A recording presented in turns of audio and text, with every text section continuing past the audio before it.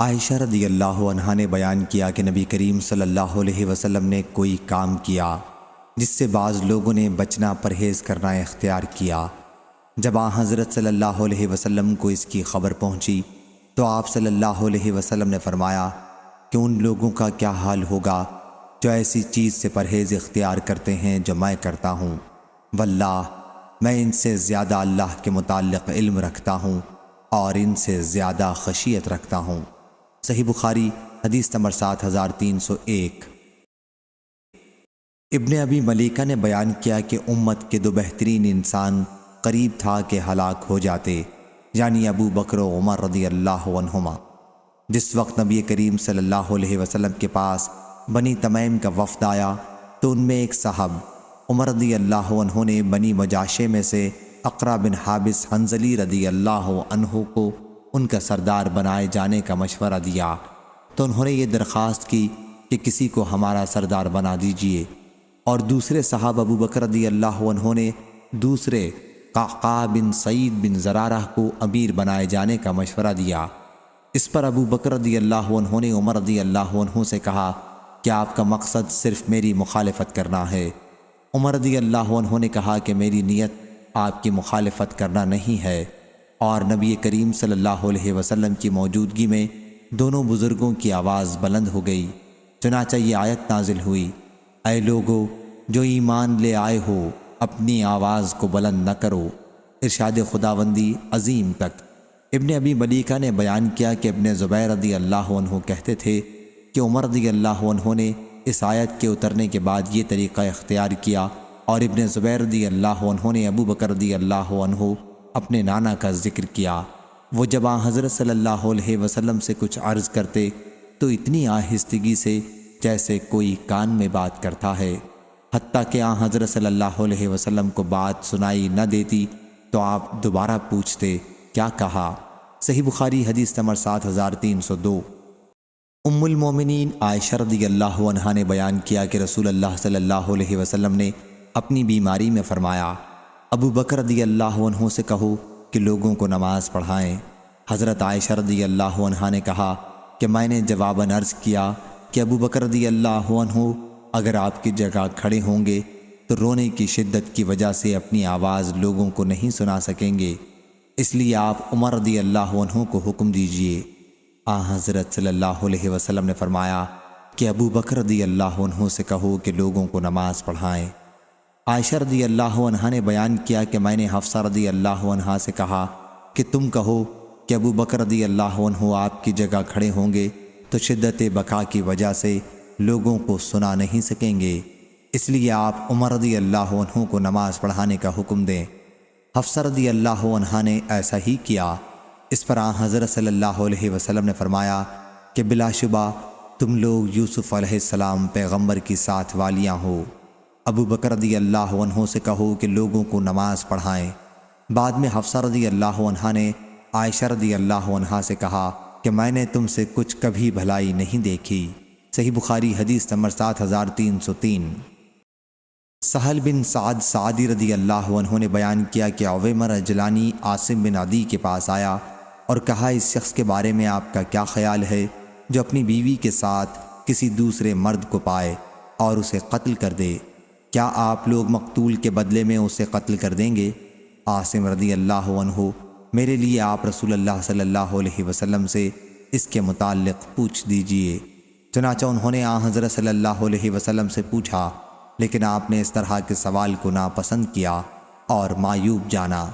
عاصم رضی اللہ عنہ نے واپس آ کر انہیں بتایا کہ آن حضرت صلی اللہ علیہ وسلم نے اس طرح کے سوال کو ناپسند کیا۔ اس پر عویمر رضی اللہ عنہ بولے کہ واللہ میں خود آن حضرت صلی اللہ علیہ وسلم کے پاس جاؤں گا۔ خیر، عویمر رضی اللہ عنہ آپ کے پاس آئے اور عاصم رضی اللہ عنہ کے لوٹ جانے کے بعد اللہ تعالیٰ نے قرآن مجید کی آیت آپ پر نازل کی۔ چنانچہ آن حضرت صلی اللہ علیہ وسلم نے ان سے کہا کہ تمہارے بارے میں اللہ تعالیٰ نے قرآن نازل کیا ہے۔ پھر آپ نے دونوں میاں بیوی کو بلایا، دونوں آگے بڑھے اور لعان کیا۔ پھر عویمر رضی اللہ عنہ نے کہا کہ یا رسول اللہ صلی اللہ علیہ وسلم، اگر اسے اب بھی اپنے پاس رکھتا ہوں تو اس کا مطلب یہ ہے کہ میں جھوٹا ہوں۔ چنانچہ اس نے فوراً اپنی بیوی کو جدا کر دیا۔ حضرت صلی اللہ علیہ وسلم نے جدا کرنے کا حکم نہیں دیا تھا، پھر لعان کرنے والوں میں یہی طریقہ رائج ہو گیا۔ حضرت صلی اللہ علیہ وسلم نے فرمایا کہ دیکھتے رہو، اس کا بچہ سرخ، پست قد، باصحنی کی طرح کا پیدا ہو تو میں سمجھتا ہوں کہ وہ عویمر کا ہی بچہ ہے۔ عویمر نے عورت پر جھوٹا طوفان باندھا، اور اگر سانولے رنگ کا بڑی آنکھ والا بڑے بڑے چوتڑ والا پیدا ہو، جب میں سمجھوں گا کہ عویمر رضی اللہ عنہ سچا ہے، پھر اس عورت کا بچہ اس مکروہ صورت کا، یعنی جس مرد سے وہ بدنام ہوئی تھی اسی صورت کا پیدا ہوا۔ صحیح بخاری حدیث نمبر 7304۔ مالک بن اوس نظری نے خبر دی کہ محمد بن جبیر بن مطعم نے مجھ سے اس سلسلے میں ذکر کیا تھا۔ پھر میں مالک کے پاس گیا اور ان سے اس حدیث کے متعلق پوچھا۔ انہوں نے بیان کیا کہ میں روانہ ہوا اور عمر رضی اللہ عنہ کی خدمت میں حاضر ہوا۔ اتنے میں ان کے دربان یرفع آئے اور کہا کہ عثمان، عبد الرحمن، زبیر اور سعد رضی اللہ عنہم اندر آنے کی اجازت چاہتے ہیں، کیا انہیں اجازت دی جائے؟ عمر رضی اللہ عنہ نے کہا کہ ہاں۔ چنانچہ سب لوگ اندر آ گئے اور سلام کیا اور بیٹھ گئے۔ پھر یرفع نے آ کر پوچھا کہ کیا علی اور عباس رضی اللہ عنہ کو اجازت دی جائے؟ ان حضرات کو بھی اندر بلایا۔ عباس رضی اللہ عنہ نے کہا کہ امیر المومنین رضی اللہ عنہ، میرے اور ظالم کے درمیان فیصلہ کر دیجئے۔ آپس میں دونوں نے سخت کلامی کی۔ اس پر عثمان رضی اللہ عنہ اور ان کے ساتھیوں کی جماعت نے کہا کہ امیر المومنین رضی اللہ عنہ ان کے درمیان فیصلہ کر دیجئے تاکہ دونوں کو آرام حاصل ہو۔ عمر رضی اللہ عنہ نے کہا کہ صبر کرو، میں تمہیں اللہ کی قسم دیتا ہوں جس کی اجازت سے آسمان و زمین قائم ہے۔ کیا آپ لوگوں کو معلوم ہے کہ نبی کریم صلی اللہ علیہ وسلم نے فرمایا تھا کہ ہماری میراث تقسیم نہیں ہوتی، ہم جو کچھ چھوڑیں وہ صدقہ ہے؟ حضرت صلی اللہ علیہ وسلم نے اس سے خود اپنی ذات مراد لی تھی۔ جماعت نے کہا کہ ہاں، حضرت صلی اللہ علیہ وسلم نے یہ فرمایا تھا۔ پھر آپ علی رضی اللہ عنہ اور عباس رضی اللہ عنہ کی طرف متوجہ ہوئے اور کہا کہ میں آپ لوگوں کو اللہ کی قسم دیتا ہوں، کیا آپ لوگوں کو معلوم ہے کہ حضرت صلی اللہ علیہ وسلم نے یہ فرمایا تھا؟ انہوں نے بھی کہا کہ ہاں۔ عمر رضی اللہ عنہ نے اس کے بعد کہا کہ پھر میں آپ لوگوں سے اس بارے میں گفتگو کرتا ہوں۔ اللہ تعالیٰ نے اپنے رسول کا اس مال میں سے ایک حصہ مخصوص کیا تھا جو اس نے آپ کے سوا کسی کو نہیں دیا، اس لیے کہ اللہ تعالیٰ فرماتا ہے کہ ما افاء اللہ علی رسولہ منہم فمن اوجف سم، تو یہ مال خاص حضرت صلی اللہ علیہ وسلم کے لیے تھا۔ پھر واللہ حضرت صلی اللہ علیہ وسلم نے اسے آپ لوگوں کو نظر انداز کر کے اپنے لیے جمع نہیں کیا اور نہ اسے اپنی ذاتی جائیداد بنایا۔ حضرت صلی اللہ علیہ وسلم نے اسے آپ لوگوں کو بھی دیا اور سب میں تقسیم کیا، یہاں تک کہ اس میں سے یہ مال باقی رہ گیا تو حضرت صلی اللہ علیہ وسلم اس میں سے اپنے گھر والوں کا سالانہ خرچ دیتے تھے، پھر باقی اپنے قبضے میں لے لیتے تھے اور اسے بیت المال میں رکھ کر عام مسلمانوں کی ضروریات میں خرچ کرتے تھے۔ حضرت صلی اللہ علیہ وسلم نے زندگی بھر اس کے مطابق عمل کیا۔ میں آپ لوگوں کو اللہ کی قسم دیتا ہوں، کیا آپ کو اس کا علم ہے؟ صحابہ رضی اللہ عنہم نے کہا کہ ہاں۔ پھر آپ نے علی اور عباس رضی اللہ عنہ سے کہا، میں آپ دونوں حضرات کو بھی اللہ کی قسم دیتا ہوں، کیا آپ لوگوں کو اس کا علم ہے؟ انہوں نے بھی کہا کہ ہاں۔ پھر اللہ تعالیٰ نے اپنے نبی صلی اللہ علیہ وسلم کو وفات دی اور ابو بکر رضی اللہ عنہ نے حضرت صلی اللہ علیہ وسلم کے ولی ہونے کی حیثیت سے اس پر قبضہ کیا اور اس میں اسی طرح عمل کیا جیسا کہ حضرت صلی اللہ علیہ وسلم کرتے تھے۔ آپ دونوں حضرات بھی یہیں موجود تھے۔ آپ نے علی اور عباس رضی اللہ عنہ کی طرف متوجہ ہو کر یہ بات کہی اور آپ لوگوں کا خیال تھا کہ ابو بکر رضی اللہ عنہ اس معاملے میں خطا کار ہیں اور اللہ خوب جانتا ہے کہ وہ اس معاملے میں سچے اور نیک اور سب سے زیادہ حق کی پیروی کرنے والے تھے۔ پھر اللہ تعالیٰ نے ابو بکر رضی اللہ عنہ کو بھی وفات دی اور میں نے کہا کہ میں رسول اللہ صلی اللہ علیہ وسلم اور ابو بکر رضی اللہ عنہ کا ولی ہوں۔ اس طرح میں نے بھی اس جائیداد کو اپنے قبضے میں 2 سال تک رکھا اور اس میں اسی کے مطابق عمل کرتا رہا جیسا کہ حضرت صلی اللہ علیہ وسلم اور ابو بکر رضی اللہ عنہ نے کیا تھا۔ پھر آپ دونوں حضرات میرے پاس آئے اور آپ لوگوں کا معاملہ ایک ہی تھا، کوئی اختلاف نہیں تھا۔ آپ عباس رضی اللہ عنہ اپنے بھائی کے لڑکے کی طرف سے اپنی میراث لینے آئے، اور یہ علی رضی اللہ عنہ اپنی بیوی کی طرف سے ان کے والد کے میراث کا مطالبہ کرنے آئے۔ میں نے تم سے کہا کہ یہ جائیداد تقسیم تو نہیں ہو سکتی، لیکن تم لوگ چاہو تو میں اہتمام کے طور پر آپ کو یہ جائیداد دے دوں، لیکن شرط یہ ہے کہ آپ لوگوں پر اللہ کا عہد اور اس کی میثاق ہے کہ اس کو اسی طرح خرچ کرو گے جس طرح رسول اللہ صلی اللہ علیہ وسلم نے کیا تھا، اور جس طرح ابو بکر رضی اللہ عنہ نے کیا تھا، اور جس طرح میں نے اپنے زمانہ ولایت میں کیا۔ اگر یہ منظور نہ ہو تو پھر مجھ سے اس معاملے میں بات نہ کریں۔ آپ دونوں حضرات نے کہا کہ اس شرط کے ساتھ ہمارے حوالے جائیداد کر دیں۔ چنانچہ میں نے اس شرط کے ساتھ آپ کے حوالے جائیداد کر دی تھی۔ میں آپ لوگوں کو اللہ کی قسم دیتا ہوں، کیا میں نے ان لوگوں کو اس شرط کے ساتھ جائیداد دی تھی؟ جماعت نے کہا کہ ہاں۔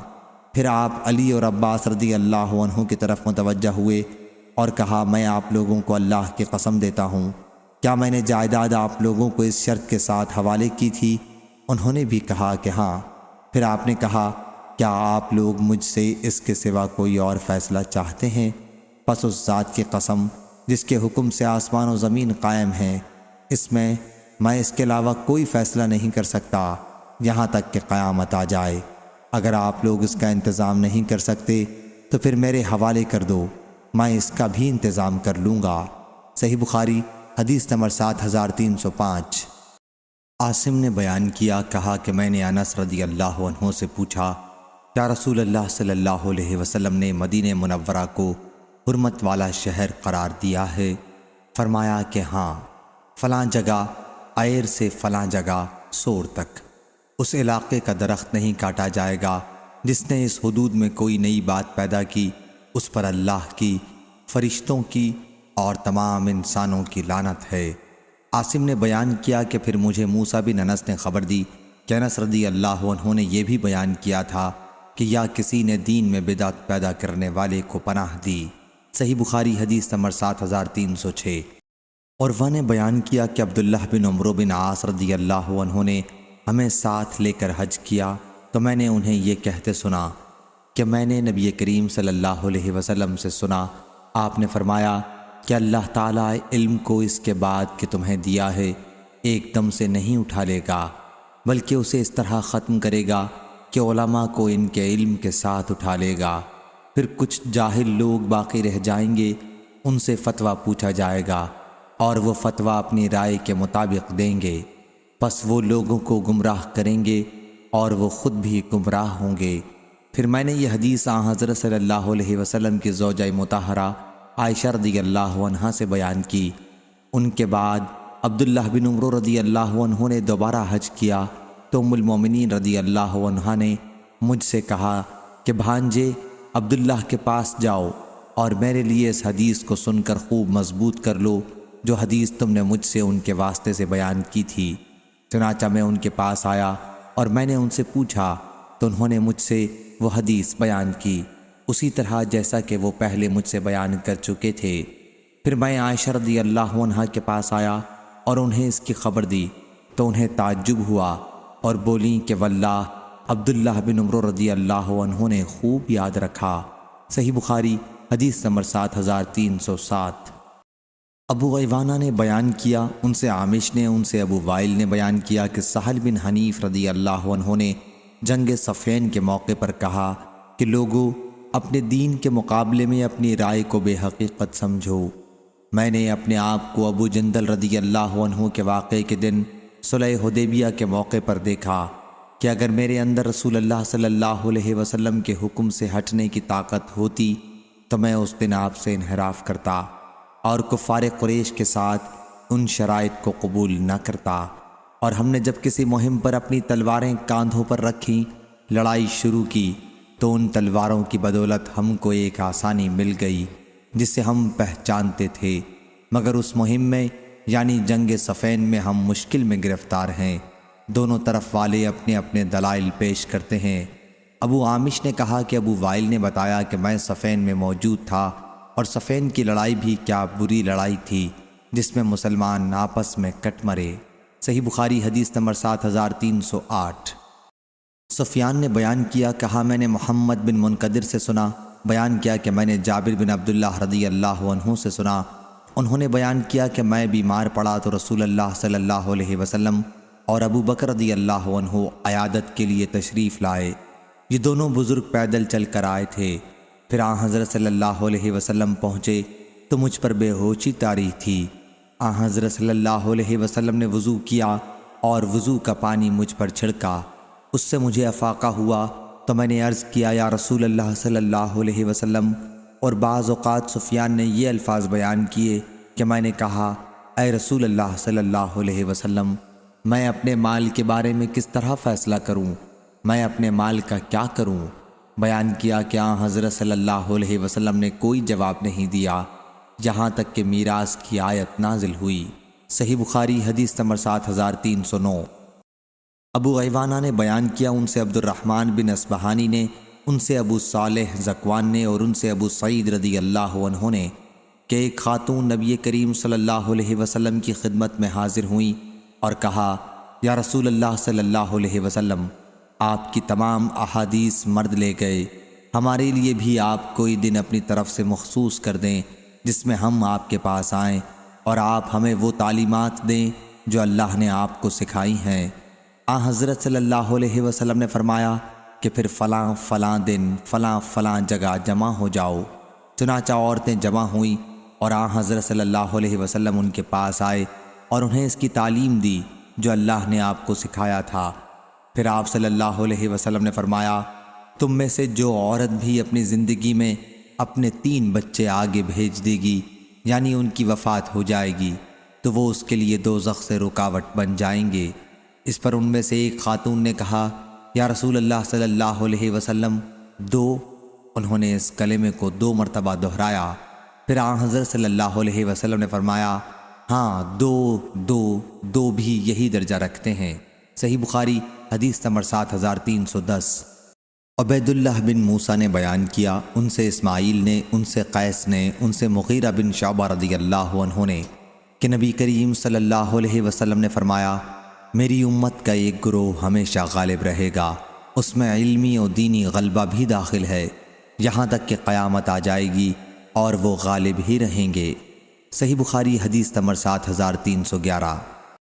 حمید نے خبر دی، کہا کہ میں نے معاویہ بن ابی سفیان رضی اللہ عنہ سے سنا، وہ خطبہ دے رہے تھے، انہوں نے کہا کہ میں نے نبی کریم صلی اللہ علیہ وسلم سے سنا ہے، آن حضرت صلی اللہ علیہ وسلم نے فرمایا کہ اللہ جس کے ساتھ خیر کا ارادہ کرتا ہے اسے دین کی سمجھ عطا فرما دیتا ہے، اور میں تو صرف تقسیم کرنے والا ہوں اور دیتا اللہ ہے، اور اس امت کا معاملہ ہمیشہ درست رہے گا یہاں تک کہ قیامت قائم ہو جائے، یا آپ صلی اللہ علیہ وسلم نے یوں فرمایا کہ یہاں تک کہ اللہ کا حکم آ پہنچے۔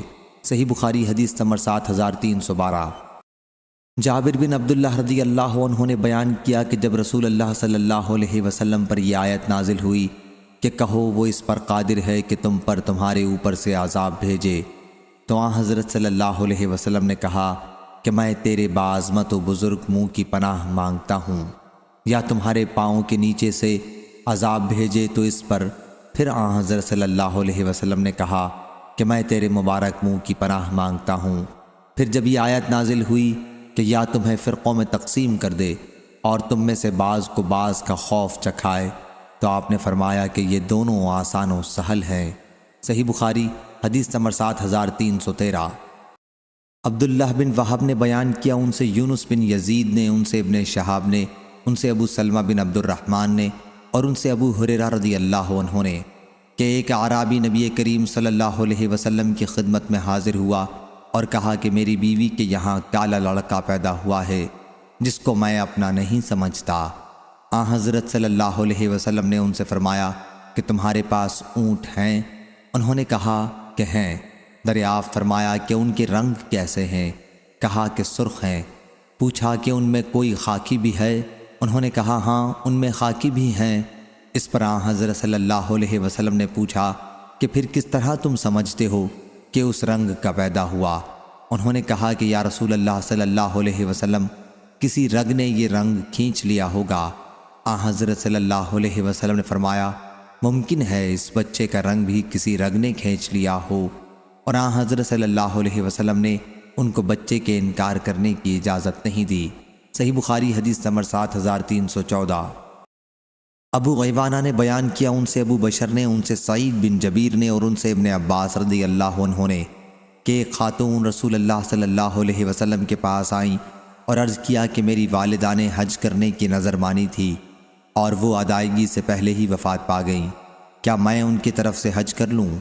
حضرت صلی اللہ علیہ وسلم نے فرمایا کہ ہاں، ان کی طرف سے حج کر لو۔ تمہارا کیا خیال ہے، اگر تمہاری والدہ پر قرض ہوتا تو تم اسے پورا کرتی؟ انہوں نے کہا کہ ہاں۔ حضرت صلی اللہ علیہ وسلم نے فرمایا کہ پھر اس قرض کو بھی پورا کر جو اللہ تعالیٰ کا ہے، کیونکہ اس قرض کا پورا کرنا زیادہ ضروری ہے۔ صحیح بخاری حدیث نمبر 7315۔ عبداللہ بن مسعود رضی اللہ عنہ نے بیان کیا کہ رسول اللہ صلی اللہ علیہ وسلم نے فرمایا رشک دو ہی آدمیوں پر ہو سکتا ہے، ایک وہ جسے اللہ نے مال دیا اور اسے مال کو راہ حق میں لٹانے کی پوری طرح توفیق ملی ہوتی ہے، اور دوسرا وہ جسے اللہ نے حکمت دی ہے اور وہ اس کے ذریعے فیصلہ کرتا ہے اور اس کی تعلیم دیتا ہے۔ صحیح بخاری حدیث نمبر 7316۔ مغیرہ بن شعبہ رضی اللہ عنہ نے بیان کیا کہ عمر بن خطاب رضی اللہ عنہ نے عورت کے املاس کے متعلق صحابہ رضی اللہ عنہم سے پوچھا، یہ اس عورت کو کہتے ہیں جس کے پیٹ پر جبکہ وہ حاملہ ہو مار دیا گیا ہو اور اس کا ناتمام ادھورا بچہ گر گیا ہو۔ عمر رضی اللہ عنہ نے پوچھا، آپ لوگوں میں سے کسی نے نبی کریم صلی اللہ علیہ وسلم سے اس کے بارے میں کوئی حدیث سنی ہے؟ میں نے کہا کہ میں نے سنی ہے۔ پوچھا کیا حدیث ہے؟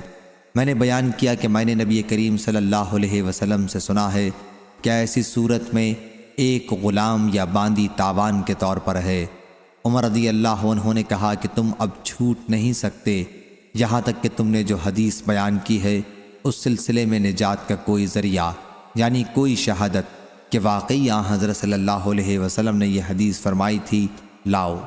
صحیح بخاری حدیث نمبر 7317۔ پھر میں نکلا تو محمد بن مسلمہ رضی اللہ عنہ مل گئے اور میں انہیں لایا، اور انہوں نے میرے ساتھ گواہی دی کہ انہوں نے رسول اللہ صلی اللہ علیہ وسلم کو فرماتے سنا ہے کہ اس میں ایک غلام یا باندی کی تاوان ہے۔ ہشام بن عروہ کے ساتھ اس حدیث کو ابن ابی زناد نے بھی اپنے باپ سے، انہوں نے عروہ سے، انہوں نے مغیرہ رضی اللہ عنہ سے روایت کیا۔ صحیح بخاری حدیث نمبر 7318۔ ابن ابی ذئب نے بیان کیا، ان سے مقبری نے اور ان سے ابو ہریرہ رضی اللہ عنہ نے کہ نبی کریم صلی اللہ علیہ وسلم نے فرمایا قیامت اس وقت تک قائم نہیں ہوگی جب تک میری امت اس طرح پچھلی امتوں کے مطابق نہیں ہو جائے گی، جیسے بالشت بالشت کے اور ہاتھ ہاتھ کے برابر ہوتا ہے۔ پوچھا گیا یا رسول اللہ صلی اللہ علیہ وسلم اگلی امتوں سے کون مراد ہے؟ پارسی اور نصرانی؟ آپ نے فرمایا پھر اور کون؟ صحیح بخاری حدیث نمبر 7319۔ ابو سعید خدری رضی اللہ عنہ نے بیان کیا کہ نبی کریم صلی اللہ علیہ وسلم نے فرمایا تم اپنے سے پہلی امتوں کو ایک ایک بالشت اور ایک ایک گز میں اجتبا کرو گے، یہاں تک کہ اگر وہ کسی گوہ کے سوراخ میں داخل ہوئے ہوں گے تو تم اس میں بھی ان کی اتباع کرو گے۔ ہم نے پوچھا یا رسول اللہ صلی اللہ علیہ وسلم کیا یہود و نصارہ مراد ہیں؟ فرمایا پھر اور کون؟ صحیح بخاری حدیث نمبر 7320۔ عبداللہ بن مسعود رضی اللہ عنہ نے بیان کیا کہ نبی کریم صلی اللہ علیہ وسلم نے فرمایا جو شخص بھی ظلم کے ساتھ قتل کیا جائے گا اس کے گناہ کا ایک حصہ آدم علیہ السلام کے پہلے بیٹے قابیل پر بھی پڑے گا۔ بعض اوقات سفیان نے اس طرح بیان کیا کہ اس کے خون کا، کیونکہ اسی نے سب سے پہلے ناحق خون کی بری رسم قائم کی۔ صحیح بخاری حدیث نمبر 7321۔ امام مالک نے بیان کیا، انہوں نے محمد بن منقدر سے، انہوں نے جابر بن عبداللہ انصاری سلمہ رضی اللہ عنہ سے کہ ایک گنوار قیس بن ابی حازم یا قیس بن حازم یا اور کوئی نے حضرت صلی اللہ علیہ وسلم سے اسلام پر بیعت کی، پھر مدینے میں اس کو تپ آنے لگی، وہ حضرت صلی اللہ علیہ وسلم کے پاس آیا، کہنے لگا یا رسول اللہ صلی اللہ علیہ وسلم میری بیعت توڑ دیجئے۔ حضرت صلی اللہ علیہ وسلم نے انکار کیا، پھر آیا اور کہنے لگا یا رسول اللہ صلی اللہ علیہ وسلم میری بیعت فسخ کر دیجئے۔ حضرت صلی اللہ علیہ وسلم نے پھر انکار کیا۔ اس کے بعد وہ مدینے سے نکل کر اپنے جنگل کو چلا گیا تو حضرت صلی اللہ علیہ وسلم نے فرمایا کہ مدینہ لوہار کی بھٹی کی طرح ہے جو اپنی میل کچیل دور کر دیتی ہے اور کھرے پاکیزہ مال کو رکھ لیتی ہے۔ صحیح بخاری حدیث نمبر 7322۔ ابن عباس رضی اللہ عنہ نے بیان کیا کہ میں عبد الرحمن بن عوف رضی اللہ عنہ کو قرآن مجید پڑھایا کرتا تھا۔ جب وہ آخری حج آیا جو عمر رضی اللہ عنہ نے کیا تھا تو عبد الرحمن رضی اللہ عنہ نے منا میں مجھ سے کہا کاش تم امیر المومنین رضی اللہ عنہ کو آج دیکھتے۔ جب ان کے پاس ایک شخص آیا اور کہا کہ فلاں شخص کہتا ہے کہ اگر امیر المومنین رضی اللہ عنہ کا انتقال ہو جائے تو ہم فلاں سے بیعت کر لیں گے۔ یہ سن کر عمر رضی اللہ عنہ نے کہا کہ میں آج سے پہر کو کھڑے ہو کر لوگوں کو خطبہ سناؤں گا اور ان کو ڈراؤں گا جو عام مسلمانوں کے حق کو غصب کرنا چاہتے ہیں اور خود اپنی رائے سے امیر منتخب کرنے کا ارادہ رکھتے ہیں۔ میں نے عرض کیا کہ آپ ایسا نہ کریں کیونکہ موسم حج میں ہر طرح کے ناواقف اور معمولی لوگ جمع ہو جاتے ہیں۔ یہ سب کثرت سے آپ کی مجلس میں جمع ہو جائیں گے اور مجھے ڈر ہے کہ وہ آپ کی بات کا صحیح مطلب نہ سمجھ کر کچھ اور معنی نہ کر لیں اور اسے منہ در منہ اڑاتے پھریں۔ اس لیے ابھی توقف کیجئے۔ جب آپ مدینے پہنچے جو دار الہجرت اور دار السنا ہے تو وہاں آپ کے مخاطب رسول اللہ صلی اللہ علیہ وسلم کے صحابہ، مہاجرین و انصار خالص ایسے ہی لوگ ملیں گے۔ وہ آپ کی بات کو یاد رکھیں گے اور اس کا مطلب بھی ٹھیک بیان کریں گے۔ اس پر امیر المومنین رضی اللہ عنہ نے کہا کہ واللہ میں مدینہ پہنچ کر جو پہلا خطبہ دوں گا اس میں اس کا بیان کروں گا۔ ابن عباس رضی اللہ عنہ نے بیان کیا کہ پھر ہم مدینہ آئے تو حضرت عمر رضی اللہ عنہ جمعہ کے دن دوپہر ڈھلے برآمد ہوئے اور خطبہ سنایا۔ انہوں نے کہا اللہ پاک نے حضرت محمد صلی اللہ علیہ وسلم کو سچا رسول بنا کر بھیجا اور آپ پر قرآن اتارا۔ اس قرآن میں رجم کی آیت بھی تھی۔ صحیح بخاری حدیث نمبر 7323۔ محمد بن سیرین نے بیان کیا کہ ہم ابو ہریرہ رضی اللہ عنہ کے پاس تھے اور ان کے جسم پر کتان کے 2 کپڑے گیرو میں رنگے ہوئے تھے۔ انہوں نے انہی کپڑوں میں ناک صاف کی اور کہا واہ واہ، دیکھو ابو ہریرہ رضی اللہ عنہ کتان کے کپڑوں میں ناک صاف کرتا ہے، اب ایسا مالدار ہو گیا۔ حالانکہ میں نے اپنے آپ کو ایک زمانے میں ایسا پایا ہے کہ میں رسول اللہ صلی اللہ علیہ وسلم کے ممبر اور عائشہ رضی اللہ عنہا کے حجرے کے درمیان بے ہوش ہو کر گر پڑتا تھا اور گزرنے والا میری گردن پر یہ سمجھ کر پاؤں رکھتا تھا کہ میں پاگل ہو گیا ہوں، حالانکہ مجھے جنون نہیں ہوتا تھا بلکہ صرف بھوک کی وجہ سے میری یہ حالت ہو جاتی تھی۔ صحیح بخاری حدیث نمبر 7324۔ عبد الرحمن بن عابس نے بیان کیا، کہا کہ ابن عباس رضی اللہ عنہ سے پوچھا گیا کہ کیا آپ نبی کریم صلی اللہ علیہ وسلم کے ساتھ عید میں گئے ہیں؟ کہا کہ ہاں، میں اس وقت کم سن تھا۔ اگر حضرت صلی اللہ علیہ وسلم سے مجھ کو اتنا نزدیک کا رشتہ نہ ہوتا اور میں کم سن نہ ہوتا تو آپ کے ساتھ کبھی نہیں رہ سکتا تھا۔ حضرت صلی اللہ علیہ وسلم گھر سے نکل کر اس نشان کے پاس آئے جو کثیر بن سلط کے مکان کے پاس ہے اور وہاں آپ نے نماز عید پڑھائی، پھر خطبہ دیا۔ انہوں نے اذان اور اقامت کا ذکر نہیں کیا۔ پھر آپ نے صدقہ دینے کا حکم دیا تو عورتیں اپنے کانوں اور گردنوں کی طرف ہاتھ بڑھانے لگیں زیوروں کا صدقہ دینے کے لیے۔ اس کے بعد حضرت صلی اللہ علیہ وسلم نے بلال رضی اللہ عنہ کو حکم فرمایا، وہ آئے اور صدقے میں ملی ہوئی چیزوں کو لے کر حضرت صلی اللہ علیہ وسلم کے پاس واپس گئے۔ صحیح بخاری حدیث نمبر 7325۔ سفیان بن عینہ نے بیان کیا، ان سے عبداللہ بن دینار نے اور ان سے ابن عمر رضی اللہ عنہ نے کہ نبی کریم صلی اللہ علیہ وسلم قباء میں تشریف لاتے تھے، کبھی پیدل اور کبھی سواری پر۔ صحیح بخاری حدیث نمبر 7326۔ ابو اسامہ نے بیان کیا، ان سے ہشام بن عروہ نے، ان سے ان کے والد نے اور ان سے عائشہ رضی اللہ عنہا نے کہ انہوں نے عبداللہ بن زبیر رضی اللہ عنہ سے کہا تھا کہ مجھے انتقال کے بعد میری سوکنوں کے ساتھ دفن کرنا۔ حضرت صلی اللہ علیہ وسلم کے ساتھ حجرے میں دفن مت کرنا، کیونکہ میں پسند نہیں کرتی کہ میری آپ کی اور بیویوں سے زیادہ پاکی بیان کی جائے۔ صحیح بخاری حدیث نمبر 7327۔ اور حشام سے روایت ہے، ان سے ان کے والد نے بیان کیا کہ عمر رضی اللہ عنہ نے عائشہ رضی اللہ عنہا کے یہاں آدمی بھیجا کہ مجھے اجازت دیں کہ حضرت صلی اللہ علیہ وسلم کے ساتھ دفن کیا جاؤں۔ انہوں نے کہا کہ ہاں، اللہ کی قسم میں ان کو اجازت دیتی ہوں۔ راوی نے بیان کیا کہ پہلے جب کوئی صحابی ان سے وہاں دفن ہونے کی اجازت مانگتے تو وہ کہلا دیتی تھیں کہ نہیں، اللہ کی قسم میں ان کے ساتھ کسی اور کو دفن نہیں ہونے دوں گی۔ صحیح بخاری حدیث نمبر 7328۔ انس بن مالک رضی اللہ عنہ نے خبر دی کہ رسول اللہ صلی اللہ علیہ وسلم عصر کی نماز پڑھ کر ان گاؤں میں جاتے جو مدینے کی بلندی پر واقع ہیں، وہاں پہنچ جاتے اور سورج بلند رہتا۔ اوالی مدینہ کا بھی یہی حکم ہے، اور لیث نے بھی اس حدیث کو یونس سے روایت کیا۔ اس میں اتنا زیادہ ہے کہ یہ گاؤں مدینہ سے 3 یا 4 میل پر واقع ہیں۔ صحیح بخاری حدیث نمبر 7329۔ قاسم بن مالک نے بیان کیا، ان سے جعید نے، انہوں نے سائب بن یزید سے سنا، انہوں نے بیان کیا کہ نبی کریم صلی اللہ علیہ وسلم کے زمانے میں سا تمہارے وقت کی مد سے 1 مد اور 1/2 مد کا ہوتا تھا، پھر سا کی مقدار بڑھ گئی، یعنی حضرت عمر بن عبدالعزیز کے زمانے میں وہ 4 مد کا ہو گیا۔ قاسم بن مالک نے جعید سے سنا۔ صحیح بخاری حدیث نمبر 7330۔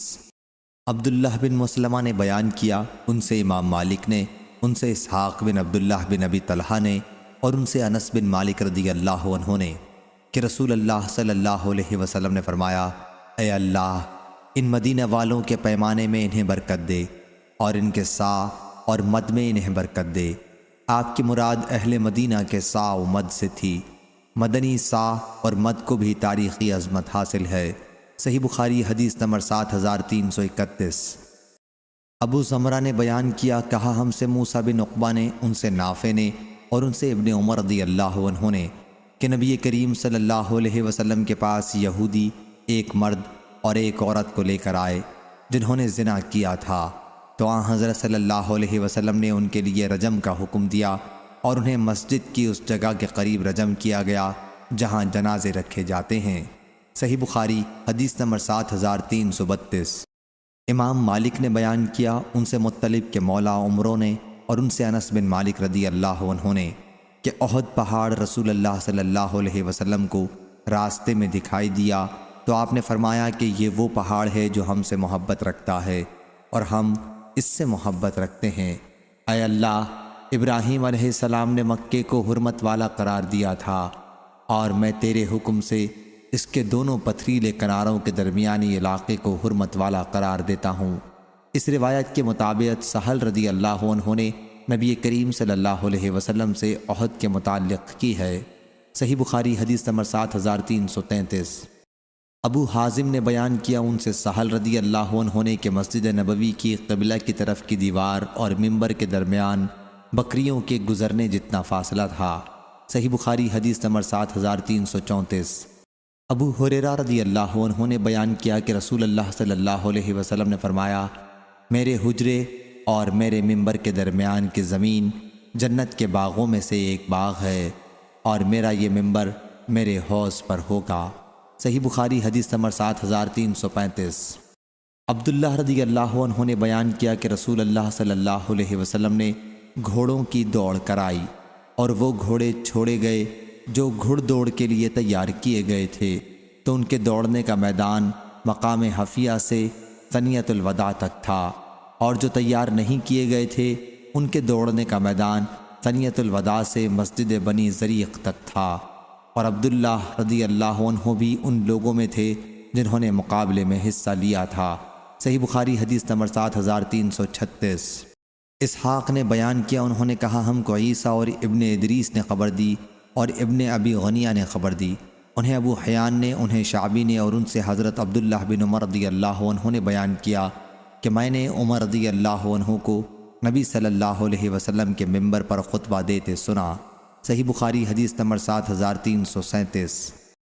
سائب بن یزید نے خبر دی، انہوں نے عثمان بن عفان رضی اللہ عنہ سے سنا، جو نبی کریم صلی اللہ علیہ وسلم کے منبر سے ہمیں خطاب کر رہے تھے۔ صحیح بخاری حدیث نمبر 7338۔ عائشہ رضی اللہ عنہا نے بیان کیا کہ میرے اور رسول اللہ صلی اللہ علیہ وسلم کے لیے یہ لگن رکھی جاتی تھی اور ہم دونوں اس سے ایک ساتھ نہاتے تھے۔ صحیح بخاری حدیث نمبر 7339۔ عاصم احول نے بیان کیا اور ان سے انس رضی اللہ عنہ نے کہ نبی کریم صلی اللہ علیہ وسلم نے انصار اور قریش کے درمیان میرے اس گھر میں بھائی چارہ کرایا جو مدینہ منورہ میں ہے۔ صحیح بخاری حدیث نمبر 7340۔ اور آپ نے قبائل بنی سلیم کے لیے 1 مہینے تک دعائے قنوت پڑھی جس میں ان کے لیے بد دعا کی۔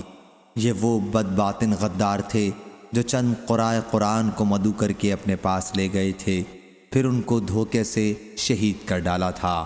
صحیح بخاری حدیث نمبر 7341۔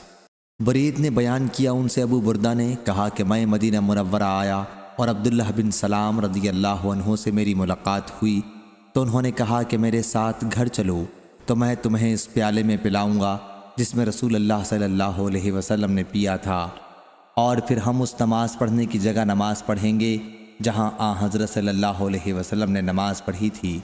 چنانچہ میں ان کے ساتھ گیا اور انہوں نے مجھے ستو پلایا اور کھجور کھلائی اور میں نے ان کے نماز پڑھنے کی جگہ نماز پڑھی۔ صحیح بخاری حدیث نمبر 7342۔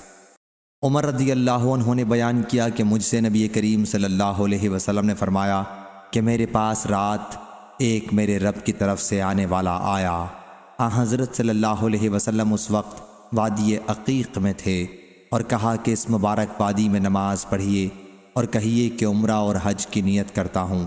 اور ہارون بن اسماعیل نے بیان کیا کہ ہم سے علی نے بیان کیا ان الفاظ کے ساتھ عمرہ فی حج۔ صحیح بخاری حدیث نمبر 7343۔ سفیان ثوری نے بیان کیا ان سے عبداللہ بن دینار نے اور ان سے ابن عمر رضی اللہ عنہ نے کہ نبی کریم صلی اللہ علیہ وسلم نے اہل نجد کے لیے مقام قرن جحفہ کو اہل شام کے لیے اور ذوالحلیفہ کو اہل مدینہ کے لیے میقات مقرر کیا۔ بیان کیا کہ میں نے یہ نبی کریم صلی اللہ علیہ وسلم سے سنا اور مجھے معلوم ہوا ہے کہ حضرت صلی اللہ علیہ وسلم نے فرمایا کہ اہل یمن کے لیے یلملم میقات ہے، اور عراق کا ذکر ہوا تو انہوں نے کہا کہ حضرت صلی اللہ علیہ وسلم کے زمانے میں عراق نہیں تھا۔ صحیح بخاری حدیث نمبر 7344۔ موسیٰ بن عقبہ نے بیان کیا ان سے سالم بن عبداللہ نے ان سے ان کے والد عبداللہ بن عمر رضی اللہ عنہ نے کہ نبی کریم صلی اللہ علیہ وسلم کو جبکہ آپ مقام ذوالحلیفہ میں پڑاؤ کیے ہوئے تھے خواب دکھایا گیا اور کہا گیا کہ آپ ایک مبارک وادی میں ہیں۔ صحیح بخاری حدیث نمبر 7345۔ معمر نے خبر دی انہیں زہری نے، انہیں سالم نے اور انہیں عبداللہ بن عمر رضی اللہ عنہ نے انہوں نے نبی کریم صلی اللہ علیہ وسلم سے سنا آپ فجر کی نماز میں یہ دعا رکوع سے سر اٹھانے کے بعد پڑھتے تھے کہ اے اللہ ہمارے رب تیرے ہی لیے تمام تعریفیں ہیں۔ پھر آپ نے کہا اے اللہ فلاں اور فلاں کو اپنی رحمت سے دور کر دے۔ اس پر اللہ عز و جل نے یہ آیت نازل کی کہ آپ کو اس معاملے میں کوئی اختیار نہیں ہے، یا اللہ ان کی توبہ قبول کر لے یا انہیں عذاب دے کہ بلا شبہ وہ حد سے تجاوز کرنے والے ہیں۔ صحیح بخاری حدیث نمبر 7346۔ حسین بن علی رضی اللہ عنہ نے خبر دی کہ علی بن ابی طالب رضی اللہ عنہ نے بیان کیا کہ ان کے اور فاطمہ رضی اللہ عنہا بنت رسول اللہ صلی اللہ علیہ وسلم کے گھر علی بن ابی طالب رضی اللہ عنہ نے بیان کیا کہ ان کے اور فاطمہ رضی اللہ عنہا بنت رسول اللہ صلی اللہ علیہ وسلم کے گھر ایک رات حضرت صلی اللہ علیہ وسلم تشریف لائے اور فرمایا کیا تم لوگ تہجد کی نماز نہیں پڑھتے؟ علی رضی اللہ عنہ نے بیان کیا کہ میں نے عرض کیا یا رسول اللہ صلی اللہ علیہ وسلم ہماری جانیں اللہ کے ہاتھ میں ہیں، پس جب وہ ہمیں اٹھانا چاہے تو ہم کو اٹھا دے گا۔ جو ہی میں نے حضرت صلی اللہ علیہ وسلم سے یہ کہا تو آپ پیٹھ موڑ کر واپس جانے لگے اور کوئی جواب نہیں دیا، لیکن واپس جاتے ہوئے آپ صلی اللہ علیہ وسلم اپنی ران پر ہاتھ مار رہے تھے اور کہہ رہے تھے کہ اور انسان بڑا ہی جھگڑالو ہے، اگر کوئی تمہارے پاس رات میں آئے تو طارق کہلائے گا، اور قرآن میں جو والطارق کا لفظ آیا ہے اس سے مراد ستارہ ہے، اور ثاقب بمانی چمکتا ہوا۔ عرب لوگ آگ جلانے والے سے کہتے ہیں الثقب النارک، یعنی آگ روشن کر، اس سے لفظ ثاقب ہے۔ صحیح بخاری حدیث نمبر 7347۔ ابو ہریرہ رضی اللہ عنہ نے بیان کیا کہ ہم مسجد نبوی میں تھے کہ رسول اللہ صلی اللہ علیہ وسلم باہر تشریف لائے اور فرمایا یہودیوں کے پاس چلو۔ چنانچہ ہم حضرت صلی اللہ علیہ وسلم کے ساتھ روانہ ہوئے۔ جب ہم ان کے مدرسے تک پہنچے، حضرت صلی اللہ علیہ وسلم نے کھڑے ہو کر انہیں آواز دی اور فرمایا اے یہودیو، اسلام لاؤ تو تم سلامت رہو گے۔ اس پر یہودیوں نے کہا کہ ابو القاسم، آپ صلی اللہ علیہ وسلم نے اللہ کا حکم پہنچا دیا۔ راوی نے بیان کیا کہ حضرت صلی اللہ علیہ وسلم نے دوبارہ ان سے فرمایا کہ یہی میرا مقصد ہے، اسلام لاؤ تو تم سلامت رہو گے۔ انہوں نے کہا کہ ابو القاسم صلی اللہ علیہ وسلم، آپ نے پیغام خدا پہنچا دیا۔ پھر آپ نے یہی بات تیسری بار کہی اور فرمایا جان لو کہ ساری زمین اللہ اور اس کے رسول کی ہے، اور میں چاہتا ہوں کہ تمہیں اس جگہ سے باہر کر دوں۔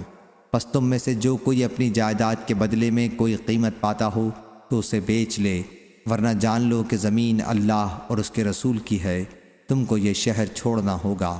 صحیح بخاری حدیث نمبر 7348۔ ابو سعید خدری رضی اللہ عنہ نے بیان کیا کہ رسول اللہ صلی اللہ علیہ وسلم نے فرمایا قیامت کے دن نوح علیہ السلام کو لایا جائے گا اور ان سے پوچھا جائے گا کیا تم نے اللہ کا پیغام پہنچا دیا تھا؟ وہ عرض کریں گے کہ ہاں اے رب۔ پھر ان کی امت سے پوچھا جائے گا کہ کیا انہوں نے تمہیں اللہ کا پیغام پہنچا دیا تھا؟ وہ کہیں گے کہ ہمارے پاس کوئی ڈرانے والا نہیں آیا۔ اللہ تعالی حضرت نوح علیہ السلام سے پوچھیں گے کہ تمہارے گواہ کون ہیں؟ نوح علیہ السلام عرض کریں گے کہ محمد صلی اللہ علیہ وسلم اور ان کی امت۔ پھر تمہیں لایا جائے گا اور تم لوگ ان کے حق میں شہادت دو گے۔ پھر رسول اللہ صلی اللہ علیہ وسلم نے یہ آیت پڑھی اور اسی طرح ہم نے تمہیں درمیانی امت بنایا، کہا کہ وسط بمعنی عدل میانہ رو ہے تاکہ تم لوگوں کے لیے گواہ بنو اور رسول تم پر گواہ بنے۔ اسحاق بن منصور سے جعفر بن عون نے روایت کیا، کہا ہم سے عامش نے بیان کیا، ان سے ابو صالح نے، ان سے ابو سعید خدری رضی اللہ عنہ نے، اور ان سے نبی کریم صلی اللہ علیہ وسلم نے یہی حدیث بیان فرمائی۔ صحیح بخاری حدیث نمبر 7349۔ ابو سعید خدری اور ابو ہریرہ رضی اللہ عنہ نے بیان کیا کہ رسول اللہ صلی اللہ علیہ وسلم نے بنی عدی انصاری کے ایک صاحب سواد بن عزیہ کو خیبر کا عامل بنا کر بھیجا تو وہ عمدہ قسم کی کھجوریں وصول کر کے لائے۔ حضرت صلی اللہ علیہ وسلم نے پوچھا کیا خیبر کی تمام کھجوریں ایسی ہی ہیں؟ انہوں نے کہا نہیں یا رسول اللہ صلی اللہ علیہ وسلم، اللہ کی قسم ہم ایسی ایک سا کھجور 2 سا خراب کھجور کے بدلے خرید لیتے ہیں۔ حضرت صلی اللہ علیہ وسلم نے فرمایا کیا ایسا نہ کیا کرو، بلکہ جنس کو جنس کے بدلے برابر برابر میں خریدو، یا یوں کرو کہ ردی کھجور نقد بیچ ڈالو، پھر یہ کھجور اس کے بدلے خرید لو۔ اسی طرح ہر چیز کا جو تول کر بکتی ہے اس کا حکم انہی چیزوں کا ہے جو ناپ کر بکتی ہیں۔ صحیح بخاری حدیث نمبر 7350 7351۔ یزید بن عبداللہ بن ہاد نے بیان کیا، ان سے محمد بن ابراہیم بن حارث نے، ان سے بصر بن سعید نے، ان سے عمرو بن العاص کے مولا ابو قیس نے، ان سے عمرو بن عاص رضی اللہ عنہ نے، انہوں نے رسول اللہ صلی اللہ علیہ وسلم سے سنا، آپ نے فرمایا کہ جب حاکم کوئی فیصلہ اپنے اجتہاد سے کرے اور فیصلہ صحیح ہو تو اسے دوہرا ثواب ملتا ہے، اور جب کسی فیصلے میں اجتہاد کرے اور غلطی کر جائے تو اسے اکہرا ثواب ملتا ہے۔ اجتہاد کا بیان کیا کہ پھر میں نے یہ حدیث ابو بکر بن عمرو بن حزم سے بیان کی تو انہوں نے بیان کیا کہ مجھ سے ابو سلمہ بن عبد الرحمن نے اسی طرح بیان کیا، اور ان سے ابو ہریرہ رضی اللہ عنہ نے بیان کیا، اور عبدالعزیز بن مطلب نے بیان کیا، ان سے عبداللہ بن ابی بکر نے بیان کیا، ان سے ابو سلمہ رضی اللہ عنہ نے بیان کیا، اور ان سے نبی کریم صلی اللہ علیہ وسلم نے اسی طرح بیان فرمایا۔ صحیح بخاری حدیث نمبر 7352۔ عبید بن عمیر نے بیان کیا کہ ابو موسیٰ اشعری رضی اللہ عنہ نے عمر رضی اللہ عنہ سے ملنے کی اجازت چاہی، اور یہ دیکھ کر کہ حضرت عمر مشغول ہیں آپ جلدی سے واپس چلے گئے۔ پھر عمر رضی اللہ عنہ نے کہا کہ کیا میں نے ابھی عبداللہ بن قیس ابو موسیٰ رضی اللہ عنہ کی آواز نہیں سنی تھی؟ انہیں بلا لو۔ چنانچہ انہیں بلایا گیا تو عمر رضی اللہ عنہ نے پوچھا کیا ایسا کیوں کیا کہ جلدی واپس ہو گئے؟ انہوں نے کہا کہ ہمیں حدیث میں اس کا حکم دیا گیا ہے۔ حضرت عمر رضی اللہ عنہ نے کہا اس حدیث پر کوئی گواہ لاؤ ورنہ میں تمہارے ساتھ یہ سختی کروں گا۔ چنانچہ حضرت ابو موسیٰ انصار کی ایک مجلس میں گئے۔ انہوں نے کہا کہ اس کی گواہی ہم میں سب سے چھوٹا دے سکتا ہے۔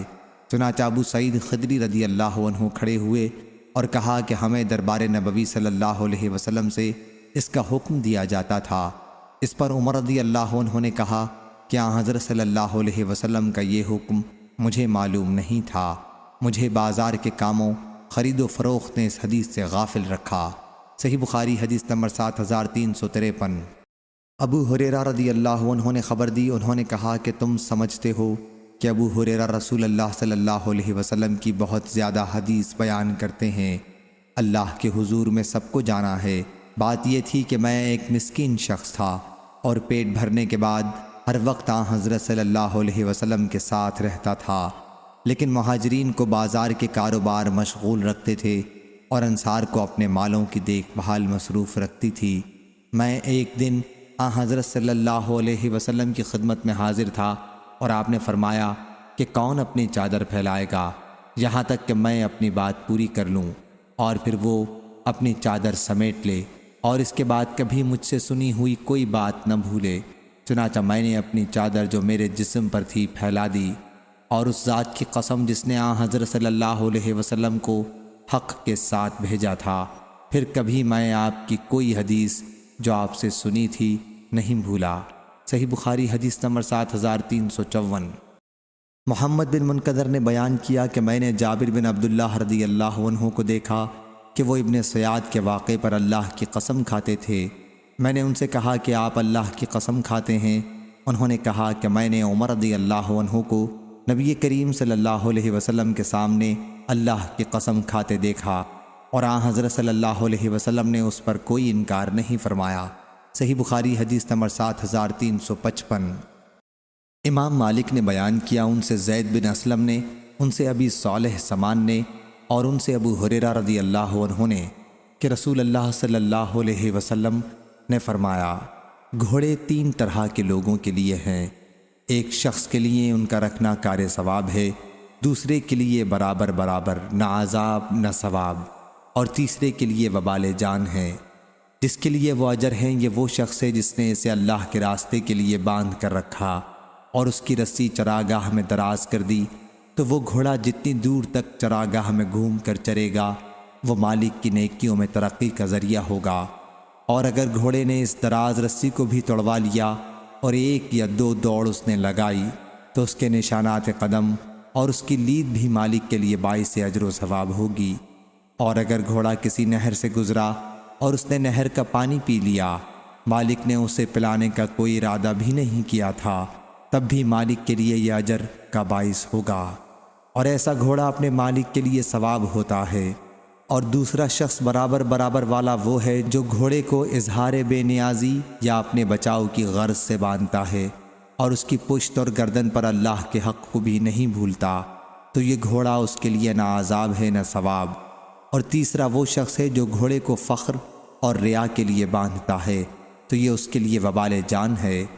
اور رسول اللہ صلی اللہ علیہ وسلم سے گدھوں کے متعلق پوچھا گیا تو آپ نے فرمایا کہ اللہ تعالیٰ نے اس سلسلے میں مجھ پر اس جامع اور نادر آیت کے سوا اور کچھ نہیں نازل فرمایا ہے، پس جو کوئی 1 ذرہ برابر بھی بھلائی کرے گا وہ اسے دیکھے گا، اور جو کوئی 1 ذرہ برابر بھی برائی کرے گا وہ اسے دیکھے گا۔ صحیح بخاری حدیث نمبر 7356۔ سفیان بن عینہ نے بیان کیا ان سے منصور بن صفیہ نے، ان سے ان کے والدہ نے اور ان سے عائشہ رضی اللہ عنہا نے کہ ایک خاتون نے رسول اللہ صلی اللہ علیہ وسلم سے سوال کیا۔ دوسری سند امام بخاری نے کہا اور ہم سے محمد نے بیان کیا یعنی ابن عقبہ نے کہا، ہم سے فضیل بن سلیمان نمیری بصری نے بیان کیا، کہا ہم سے منصور بن عبد الرحمن بن شیبہ نے بیان کیا، ان سے ان کی والدہ نے اور ان سے عائشہ رضی اللہ عنہا نے کہ ایک عورت نے رسول کریم صلی اللہ علیہ وسلم سے حیض کے متعلق پوچھا کہ اس سے غسل کس طرح کیا جائے۔ حضرت صلی اللہ علیہ وسلم نے فرمایا کہ مشک لگا ہوا ایک کپڑا لے کر اس سے پاکی حاصل کر۔ اس عورت نے پوچھا، یا رسول اللہ صلی اللہ علیہ وسلم، میں اس سے پاکی کس طرح حاصل کروں گی؟ حضرت صلی اللہ علیہ وسلم نے فرمایا کہ اس سے پاکی حاصل کرو۔ انہوں نے پھر پوچھا کہ کس طرح پاکی حاصل کروں؟ حضرت صلی اللہ علیہ وسلم نے پھر وہی جواب دیا کہ پاکی حاصل کرو۔ عائشہ رضی اللہ عنہا نے بیان کیا کہ میں حضرت صلی اللہ علیہ وسلم کا منشا سمجھ گئی اور اس عورت کو میں نے اپنی طرف کھینچ لیا اور انہیں طریقہ بتایا کہ پاکی سے آپ کا مطلب یہ ہے کہ اس کپڑے کو خون کے مقاموں پر پھیر تاکہ خون کی بدبو رفع ہو جائے۔ صحیح بخاری حدیث نمبر 7357۔ ابو غیوانہ نے بیان کیا، ان سے ابو بشر نے، ان سے سعید بن جبیر نے اور ان سے ابن عباس رضی اللہ عنہ نے کہ ام حفید بنت حارث بن حزن نے رسول اللہ صلی اللہ علیہ وسلم کو گھی اور پنیر اور بھنا ہوا سانڈ ہدیے میں بھیجا۔ حضرت صلی اللہ علیہ وسلم نے یہ چیزیں قبول فرما لی اور آپ کے دسترخوان پر انہیں کھایا گیا، لیکن حضرت صلی اللہ علیہ وسلم نے اس سانڈے کو ہاتھ نہیں لگایا جیسے آپ کو پسند نہ ہو، اور اگر وہ حرام ہوتا تو آپ کے دسترخوان پر نہ کھایا جاتا اور نہ آپ کھانے کے لیے کہتے۔ صحیح بخاری حدیث نمبر 7358۔ عطا بن ابی رباح نے خبر دی، انہیں جابر بن عبداللہ رضی اللہ عنہ نے کہ رسول اللہ صلی اللہ علیہ وسلم نے فرمایا، جو شخص کچی لہسن یا پیاز کھائے وہ ہم سے دور رہے، یا یہ فرمایا کہ ہماری مسجد سے دور رہے اور اپنے گھر میں بیٹھا رہے یہاں تک کہ وہ بو رفع ہو جائے۔ اور آپ کے پاس ایک طباق لایا گیا جس میں سبزیاں تھیں۔ حضرت صلی اللہ علیہ وسلم نے اس میں بو محسوس کی، پھر آپ کو اس میں رکھی ہوئی سبزیوں کے متعلق بتایا گیا تو آپ نے اپنے بعض صحابہ رضی اللہ عنہم کی طرف جو آپ کے ساتھ تھے اشارہ کر کے فرمایا کہ ان کے پاس لے جاؤ، لیکن جب ان صحابہ رضی اللہ عنہم نے اسے دیکھا تو انہوں نے بھی اسے کھانا پسند نہیں کیا۔ حضرت صلی اللہ علیہ وسلم نے اس پر ان سے فرمایا کہ تم کھا لو، کیونکہ میں جس سے سرگوشی کرتا ہوں تم اس سے نہیں کرتے۔ آپ کی مراد فرشتوں سے تھی۔ سعید بن کثیر بن عفیر نے جو حضرت امام بخاری رحمہ اللہ کے شیخ ہیں عبداللہ بن وہب سے اس حدیث میں یوں روایت کیا کہ حضرت صلی اللہ علیہ وسلم کے پاس ایک ہانڈی لائی گئی جس میں ترکاری تھی، اور لیث اور ابو صفان عبداللہ بن سعید اموی نے بھی اس حدیث کو یونس سے روایت کیا ہے، لیکن انہوں نے ہانڈی کا قصہ نہیں بیان کیا۔ اب میں نہیں جانتا کہ ہانڈی کا قصہ حدیث میں داخل ہے یا زہری نے بڑھا دیا ہے۔ صحیح بخاری حدیث نمبر 7359۔ جبیر بن مطعم رضی اللہ عنہ نے خبر دی کہ ایک خاتون رسول کریم صلی اللہ علیہ وسلم کے پاس آئیں تو حضرت صلی اللہ علیہ وسلم نے انہیں ایک حکم دیا۔ انہوں نے عرض کی، یا رسول اللہ صلی اللہ علیہ وسلم، اگر میں آپ کو نہ پاؤں پھر کیا کروں گی؟ حضرت صلی اللہ علیہ وسلم نے فرمایا کہ جب مجھے نہ پانا تو ابو بکر رضی اللہ عنہ کے پاس جانا۔ حمیدی نے ابراہیم بن سعد سے یہ اضافہ کیا کہ غالباً خاتون کی مراد وفات تھی۔ امام بخاری نے کہا، حمیدی نے اس روایت میں ابراہیم بن سعد سے اتنا بڑھایا ہے کہ آپ کو نہ پاؤں اس سے مراد یہ ہے کہ آپ کی وفات ہو جائے۔ صحیح بخاری حدیث نمبر 7360۔ حمید بن عبد الرحمن نے خبر دی، انہوں نے معاویہ رضی اللہ عنہ سے سنا، وہ مدینے میں قریش کی ایک جماعت سے حدیث بیان کر رہے تھے۔ معاویہ رضی اللہ عنہ نے کعب احبار کا ذکر کیا اور فرمایا، جتنے لوگ اہل کتاب سے احادیث نقل کرتے ہیں ان سب میں کعب احبار بہت سچے تھے، اور باوجود اس کے کبھی کبھی ان کی بات جھوٹ نکلتی تھی۔ یہ مطلب نہیں ہے کہ کعب احبار جھوٹ بولتے تھے۔ صحیح بخاری حدیث نمبر 7361۔ ابو ہریرہ رضی اللہ عنہ نے بیان کیا کہ اہل کتاب توریت عبرانی زبان میں پڑھتے تھے اور اس کی تفسیر مسلمانوں کے لیے عربی میں کرتے تھے، تو رسول اللہ صلی اللہ علیہ وسلم نے فرمایا کہ اہل کتاب کی نہ تصدیق کرو اور نہ ان کی تکذیب کرو، کیونکہ ہم ایمان لائے اللہ پر اور اس پر جو ہم پر نازل ہوا اور جو ہم سے پہلے تم پر نازل ہوا، آخر آیت تک جو سورہ بقرہ میں ہے۔ صحیح بخاری حدیث نمبر 7362۔ حضرت عبداللہ بن عباس رضی اللہ عنہ نے بیان کیا کہ تم اہل کتاب سے کسی چیز کے بارے میں کیوں پوچھتے ہو جبکہ تمہاری کتاب جو رسول اللہ صلی اللہ علیہ وسلم پر نازل ہوئی وہ تازہ بھی ہے اور محفوظ بھی، اور تمہیں اس نے بتا بھی دیا ہے کہ اہل کتاب نے اپنا دین بدل ڈالا اور اللہ کی کتاب میں تبدیلی کر دی اور اسے اپنے ہاتھ سے خود بنا کر لکھا اور کہا کہ یہ اللہ کی طرف سے ہے تاکہ اس کے ذریعے دنیا کا تھوڑا سا مال کما لیں۔ تمہارے پاس قرآن و حدیث کا جو علم ہے وہ تمہیں ان سے پوچھنے سے منع کرتا ہے، واللہ میں تو نہیں دیکھتا کہ اہل کتاب میں سے کوئی تم سے اس کے بارے میں پوچھتا ہو جو تم پر نازل کیا گیا ہو۔ صحیح بخاری حدیث نمبر 7363۔ جندب بن عبداللہ بجلی رضی اللہ عنہ نے بیان کیا کہ رسول اللہ صلی اللہ علیہ وسلم نے فرمایا، جب تک تمہارے دل ملے رہیں قرآن پڑھو، اور جب تم میں اختلاف ہو جائے تو اس سے دور ہو جاؤ۔ صحیح بخاری حدیث نمبر 7364۔ حمام بن یحییٰ بصری نے بیان کیا، کہا ہم سے ابو عمران جونی نے اور ان سے جندب بن عبداللہ رضی اللہ عنہ نے کہ رسول اللہ صلی اللہ علیہ وسلم نے فرمایا، جب تک تمہارے دلوں میں اتحاد و اتفاق ہو قرآن پڑھو، اور جب اختلاف ہو جائے تو اس سے دور ہو جاؤ۔ اور یزید بن ہارون واسطی نے ہارون عور سے بیان کیا، ان سے ابو عمران نے بیان کیا، ان سے جندب رضی اللہ عنہ نے نبی کریم صلی اللہ علیہ وسلم سے بیان کیا۔ صحیح بخاری حدیث نمبر 7365۔ ابن عباس رضی اللہ عنہ نے بیان کیا کہ جب حضرت صلی اللہ علیہ وآلہ وسلم کی وفات کا وقت قریب آیا تو گھر میں بہت سے صحابہ رضی اللہ عنہم موجود تھے، جن میں عمر بن خطاب رضی اللہ عنہ بھی تھے۔ اس وقت آپ نے فرمایا، کیا میں تمہارے لیے ایک ایسا مکتوب لکھ دوں کہ اس کے بعد تم کبھی گمراہ نہ ہوگے؟ عمر رضی اللہ عنہ نے کہا، حضرت صلی اللہ علیہ وسلم تکلیف میں مبتلا ہیں، تمہارے پاس اللہ کی کتاب ہے اور یہی ہمارے لیے کافی ہے۔ گھر کے لوگوں میں بھی اختلاف ہو گیا اور آپس میں بحث کرنے لگے۔ ان میں سے بعض نے کہا کہ حضرت صلی اللہ علیہ وسلم کے قریب لکھنے کا سامان کر دو، وہ تمہارے لیے ایسی چیز لکھ دیں گے کہ اس کے بعد تم گمراہ نہیں ہوگے۔ اور بعض نے وہی بات کہی جو عمر رضی اللہ عنہ کہہ چکے تھے۔ جب حضرت صلی اللہ علیہ وسلم کے پاس لوگ اختلاف و بحث زیادہ کرنے لگے تو آپ نے فرمایا کہ میرے پاس سے ہٹ جاؤ۔ عبید اللہ نے بیان کیا کہ ابن عباس رضی اللہ عنہ کہا کرتے تھے کہ سب سے بھاری مصیبت تو وہ تھے جو رسول کریم صلی اللہ علیہ وسلم اور اس نوشت لکھوانے کے درمیان حائل ہوئے، یعنی جھگڑا اور شور۔ صحیح بخاری حدیث نمبر 7366۔ عطا نے خبر دی، انہوں نے جابر رضی اللہ عنہ سے سنا، اس وقت اور لوگ بھی ان کے ساتھ تھے۔ انہوں نے بیان کیا کہ رسول اللہ صلی اللہ علیہ وسلم کے صحابہ رضی اللہ عنہم نے حضرت صلی اللہ علیہ وسلم کے ساتھ خالص حج کا احرام باندھا اور اس کے ساتھ عمرے کا نہیں باندھا۔ عطا نے بیان کیا کہ جابر رضی اللہ عنہ نے کہا کہ پھر حضرت صلی اللہ علیہ وسلم 4 ذی الحج کی صبح کو آئے، اور جب ہم بھی حاضر ہوئے تو آپ نے ہمیں حکم دیا کہ ہم حلال ہو جائیں، اور آپ نے فرمایا کہ حلال ہو جاؤ اور اپنی بیویوں کے پاس جاؤ۔ عطا نے بیان کیا اور ان سے جابر رضی اللہ عنہ نے کہ ان پر یہ ضروری نہیں قرار دیا بلکہ صرف حلال کیا۔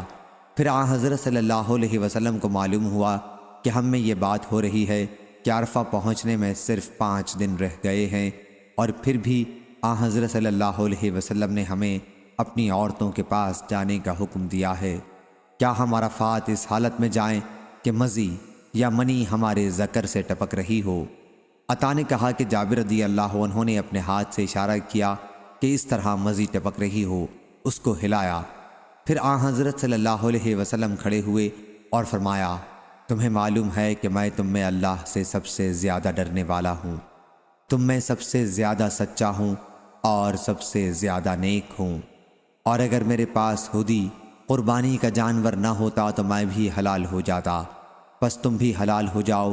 اگر مجھے وہ بات پہلے سے معلوم ہو جاتی جو بعد میں معلوم ہوئی تو میں قربانی کا جانور ساتھ نہ لاتا۔ چنانچہ ہم حلال ہو گئے اور ہم نے حضرت صلی اللہ علیہ وسلم کی بات سنی اور آپ کی اطاعت کی۔ صحیح بخاری حدیث نمبر 7367۔ عبداللہ بن مغفل مزنی نے بیان کیا اور ان سے نبی کریم صلی اللہ علیہ وسلم نے فرمایا کہ مغرب کی نماز سے پہلے بھی نماز پڑھو، اور تیسری مرتبہ میں فرمایا کہ جس کا جی چاہے، کیونکہ آپ پسند نہیں کرتے تھے کہ اسے لوگ لازمی سنت بنا لیں۔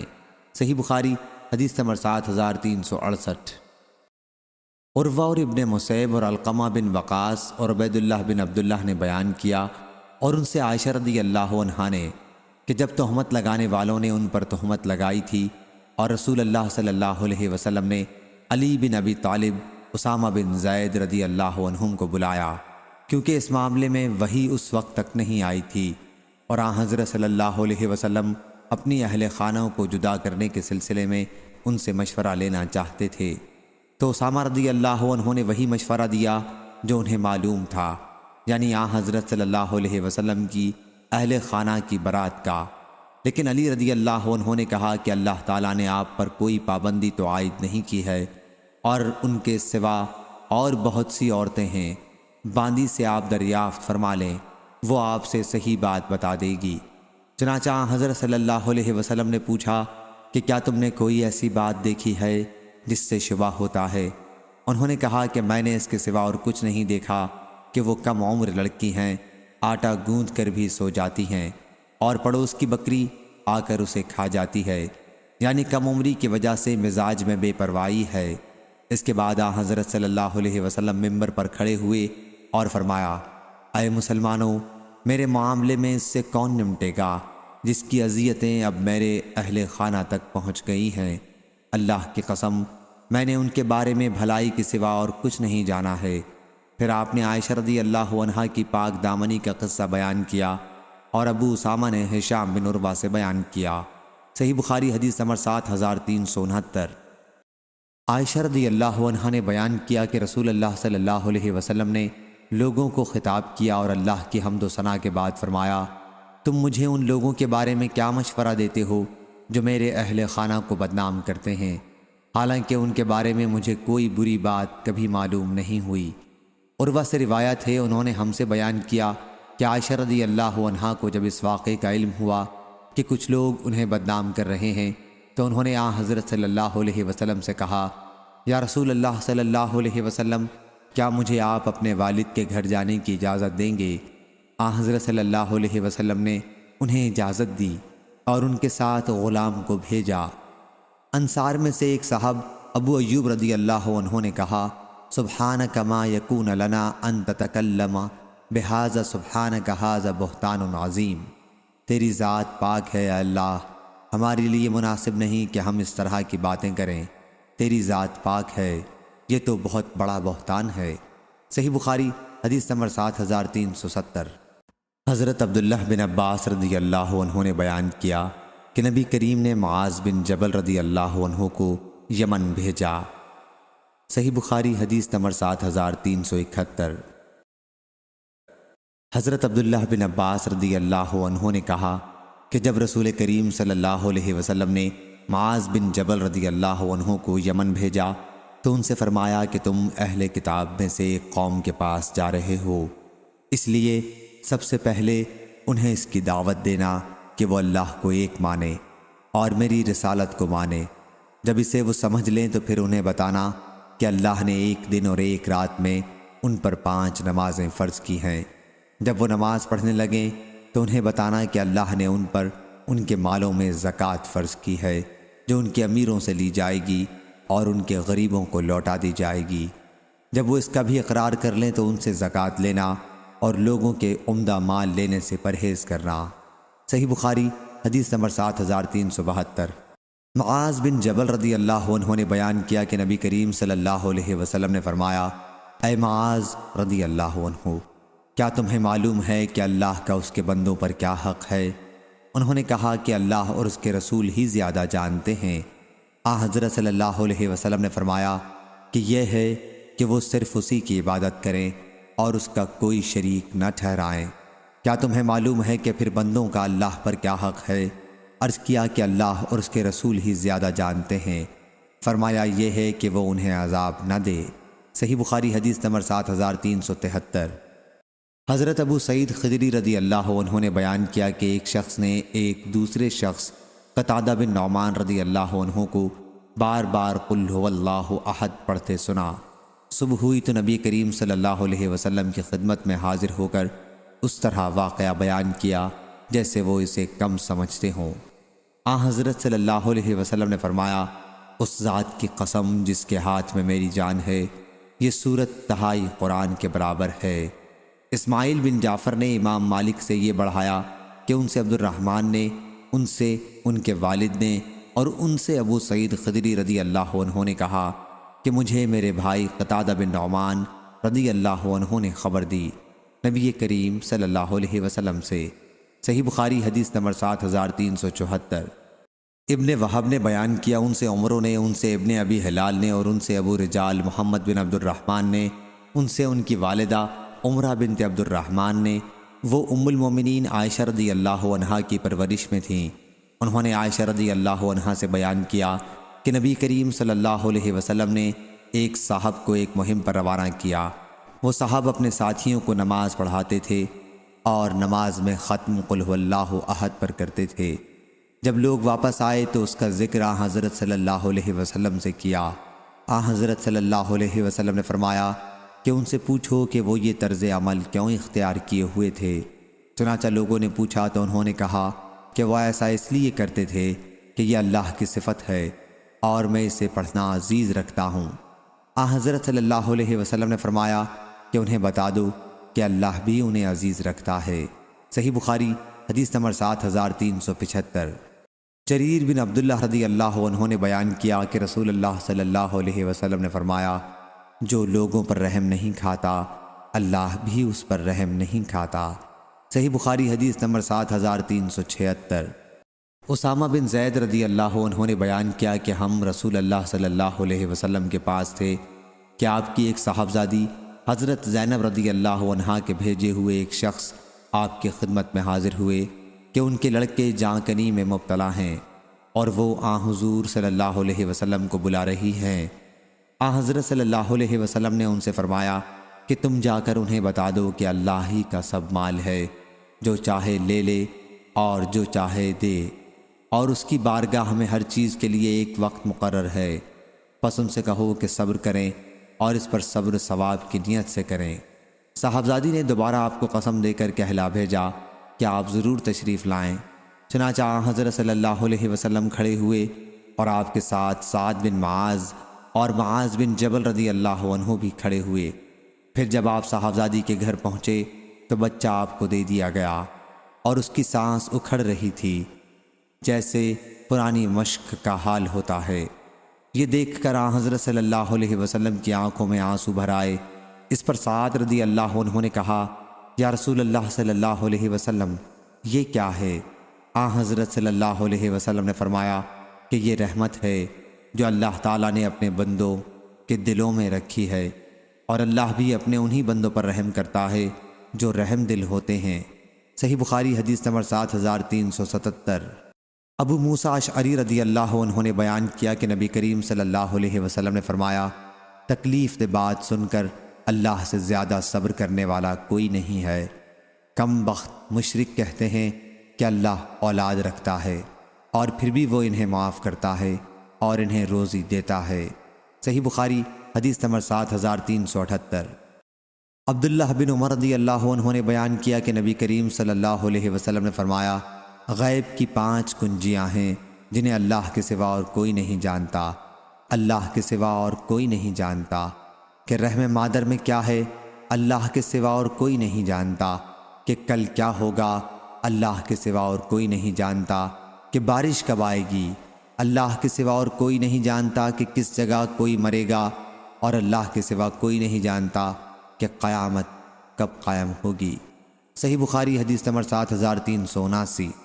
عائشہ رضی اللہ عنہا نے بیان کیا کہ اگر تم سے کوئی یہ کہتا ہے کہ محمد صلی اللہ علیہ وسلم نے اپنے رب کو دیکھا تو وہ غلط کہتا ہے، کیونکہ اللہ تعالیٰ اپنے بارے میں خود کہتا ہے کہ نظریں اس کو دیکھ نہیں سکتیں، اور جو کوئی کہتا ہے کہ حضرت صلی اللہ علیہ وسلم غیب جانتے تھے تو غلط کہتا ہے، کیونکہ خداوند تعالیٰ خود کہتا ہے کہ غیب کا علم اللہ کے سوا اور کسی کو نہیں۔ صحیح بخاری حدیث نمبر 7380۔ عبداللہ رضی اللہ عنہ نے بیان کیا کہ ہم ابتدائے اسلام میں رسول اللہ صلی اللہ علیہ وسلم کے پیچھے نماز پڑھتے تھے اور کہتے تھے السلام علی اللہ، تو آن حضرت صلی اللہ علیہ وسلم نے ہم سے فرمایا کہ اللہ تو خود ہی السلام ہے، البتہ اس طرح کہا کرو التحیات للہ والصلوات وطیبات والسلام علیک ایھا النبی ورحمۃ اللہ وبرکاتہ، السلام علینا وعلی عباد اللہ الصالحین، اشہد ان لا الہ الا اللہ واشہد ان محمدا عبدہ ورسولہ۔ صحیح بخاری حدیث نمبر 7381۔ حضرت ابو ہریرہ رضی اللہ عنہ نے بیان کیا کہ نبی کریم صلی اللہ علیہ وسلم نے فرمایا اللہ قیامت کے دن زمین کو اپنی مٹھی میں لے لے گا اور آسمان کو اپنے دائیں ہاتھ میں لپیٹ لے گا، پھر فرمائے گا میں بادشاہ ہوں، کہاں ہیں زمین کے بادشاہ؟ شعیب اور زبیدی اور ابن مسافر اور اسحاق بن یحییٰ نے ظاہری سے بیان کیا اور ان سے ابو سلمہ رضی اللہ عنہ نے اسی طرح۔ صحیح بخاری حدیث نمبر 7382۔ ابن عباس رضی اللہ عنہ نے بیان کیا کہ نبی کریم صلی اللہ علیہ وسلم کہا کرتے تھے تیری عزت کی پناہ مانگتا ہوں کہ کوئی معبود تیرے سوا نہیں، تیری ایسی ذات ہے جسے موت نہیں اور جن و انس فنا ہو جائیں گے۔ صحیح بخاری حدیث نمبر 7383۔ انس رضی اللہ عنہ نے بیان کیا کہ نبی کریم صلی اللہ علیہ وسلم نے فرمایا لوگوں کو دوزخ میں ڈالا جائے گا۔ دوسری سند خلیفہ بن خیاط نے بیان کیا، کہا ہم سے یزید بن زریع نے بیان کیا، کہا ہم سے سعید بن ابی عروبہ نے، ان سے قتادہ نے، ان سے انس رضی اللہ عنہ نے۔ تیسری سند خلیفہ بن خیاط نے اس حدیث کو معتمر بن سلیمان سے روایت کیا، کہا میں نے اپنے والد سے سنا، انہوں نے قتادہ سے، انہوں نے انس رضی اللہ عنہ سے کہ نبی کریم صلی اللہ علیہ وسلم نے فرمایا دوزخیوں کو برابر دوزخ میں ڈالا جاتا رہے گا اور وہ کہے جائے گی کہ کیا ابھی اور ہے، یہاں تک کہ رب العالمین اس پر اپنا قدم رکھ دے گا اور پھر اس کا باز باز سے سمٹ جائے گا، اور اس وقت وہ کہے گی کہ بس بس تیری عزت اور کرم کی قسم، اور جنت میں جگہ باقی رہ جائے گی یہاں تک کہ اللہ اس کے لیے ایک اور مخلوق پیدا کر دے گا اور وہ لوگ جنت کے باقی حصے میں رہیں گے۔ صحیح بخاری حدیث نمبر 7384۔ ابن عباس رضی اللہ عنہ نے بیان کیا کہ نبی کریم صلی اللہ علیہ وسلم رات میں یہ دعا کرتے تھے اے اللہ تیرے لیے ہی تعریف ہے، تو آسمان و زمین کا مالک ہے، حمد تیرے لیے ہی ہے، تو آسمان و زمین کا قائم کرنے والا ہے اور ان سب کا جو اس میں ہے، تیرے لیے ہی حمد ہے، تو آسمان و زمین کا نور ہے، تیرا قول حق ہے اور تیرا وعدہ سچ ہے، تیری ملاقات سچ ہے اور جنت سچ ہے اور دوزخ سچ ہے اور قیامت سچ ہے۔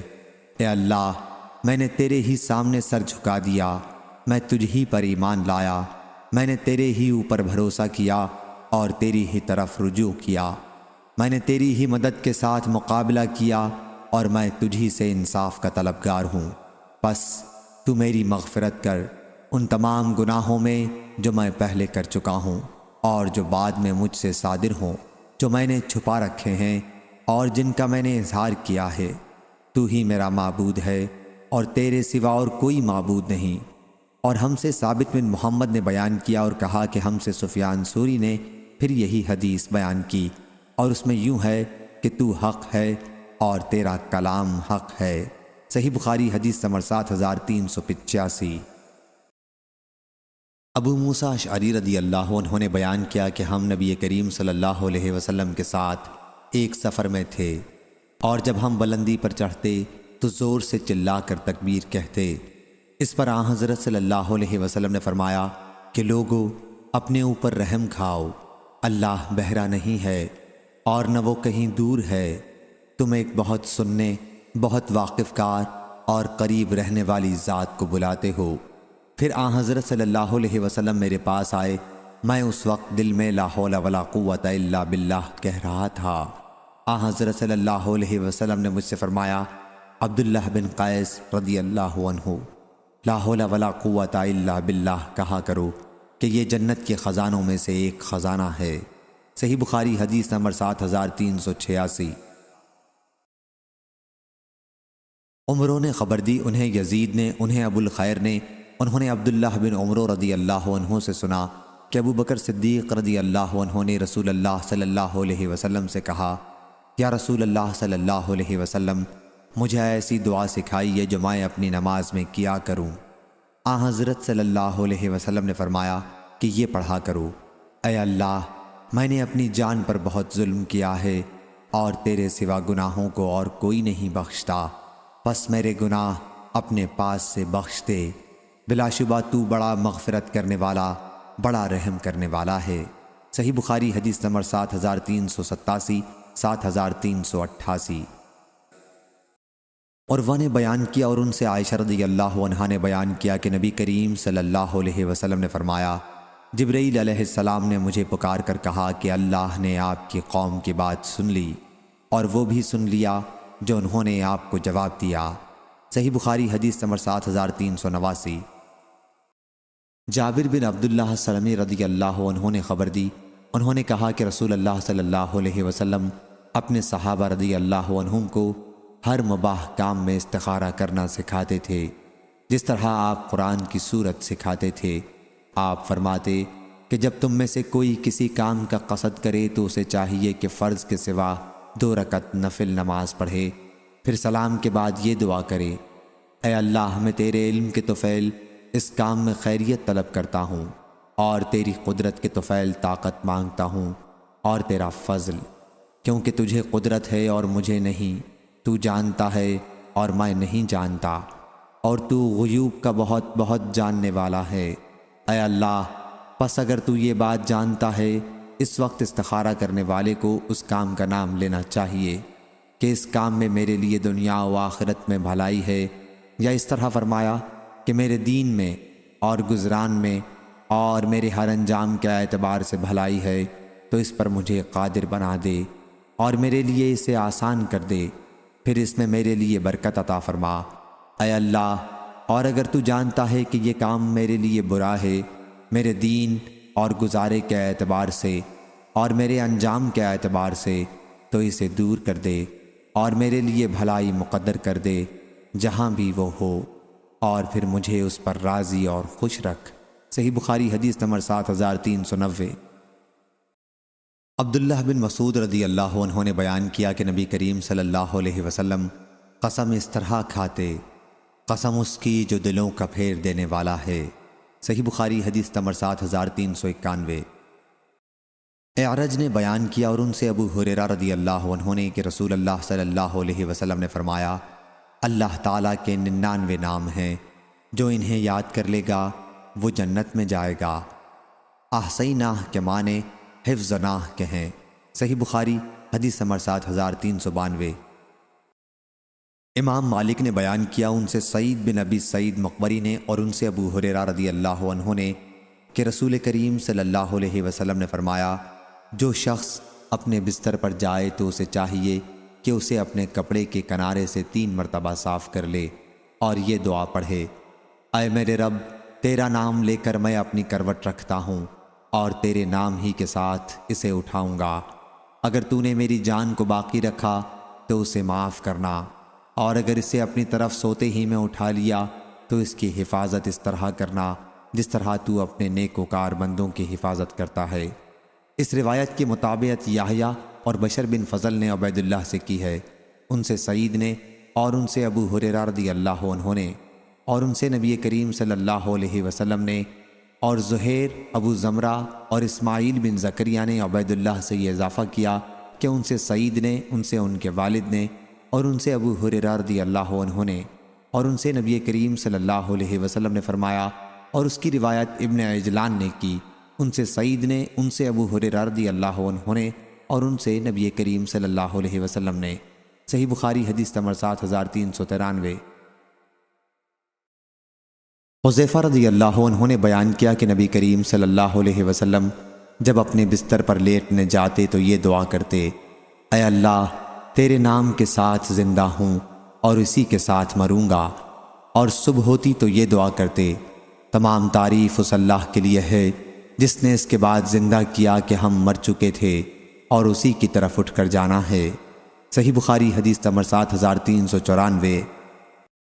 ابو ذر رضی اللہ عنہ نے بیان کیا کہ نبی کریم صلی اللہ علیہ وسلم جب رات میں لیٹنے جاتے تو کہتے ہم تیرے ہی نام سے مریں گے اور اسی سے زندہ ہوں گے، اور جب بیدار ہوتے تو کہتے تمام تعریف اس اللہ کے لیے ہے جس نے ہمیں مارنے کے بعد زندہ کیا اور اسی کی طرف جانا ہے۔ صحیح بخاری حدیث نمبر 7395۔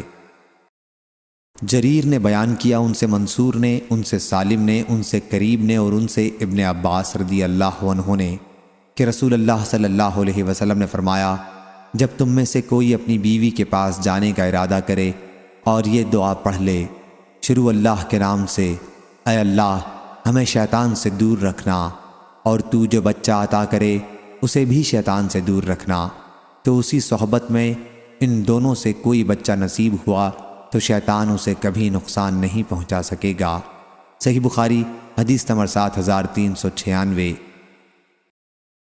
فضیل نے بیان کیا، ان سے منصور نے، ان سے ابراہیم نے، ان سے حمام نے، ان سے عدی بن حاتم رضی اللہ عنہ نے کہ میں نے نبی کریم صلی اللہ علیہ وسلم سے پوچھا کہ میں اپنے سدھائے ہوئے کتے کو شکار کے لیے چھوڑتا ہوں۔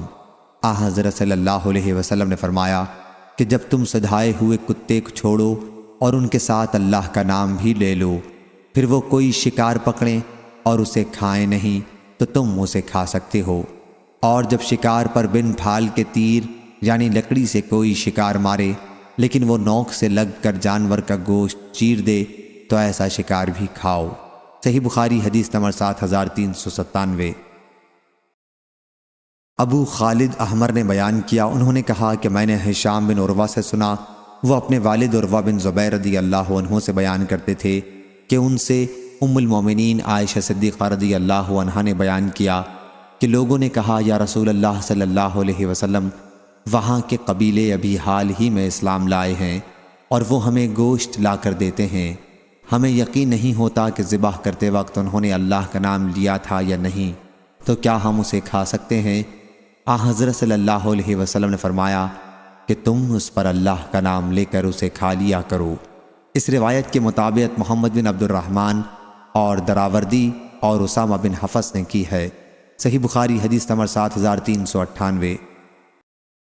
انس رضی اللہ عنہ نے بیان کیا کہ نبی کریم صلی اللہ علیہ وسلم نے 2 مینڈھوں کی قربانی کی اور ذبح کرتے وقت بسم اللہ اللہ اکبر پڑھا۔ صحیح بخاری حدیث نمبر 7399۔ شعبہ نے بیان کیا، ان سے اسود بن قیس نے اور ان سے جندب رضی اللہ عنہ نے کہ وہ نبی کریم صلی اللہ علیہ وسلم کے ساتھ ذی الحج کی 10ویں تاریخ کو موجود تھے۔ آپ نے نماز پڑھائی، پھر خطبہ دیا اور فرمایا جس نے نماز سے پہلے جانور ذبح کر لیا تو اس کی جگہ دوسرا جانور ذبح کرے، اور جس نے ذبح ابھی نہیں کیا تو وہ اللہ کا نام لے کر ذبح کرے۔ صحیح بخاری حدیث نمبر 7400۔